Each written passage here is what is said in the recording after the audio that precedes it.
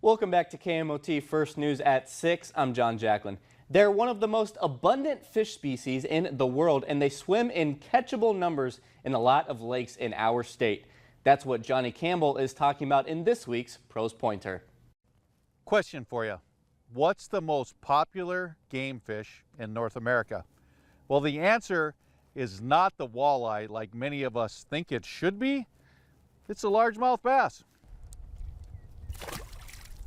Most of us, when we think about fishing for largemouth bass, think about lures with a lot of rubber tentacles, maybe a spinnerbait or a really big round crankbait, or a long rubber worm rigged Texas style.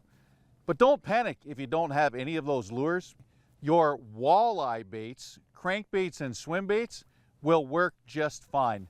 As far as where do we fish for largemouth bass, we've got Nelson Lake, Wood Lake, and the McCluskey Canal, all home runs. Largemouth bass are typically aggressive, they're fairly easy to catch, and they've got some of the coolest nicknames I've ever heard, like bucket mouths and ditch pickles. How the heck can you go wrong fishing for a ditch pickle?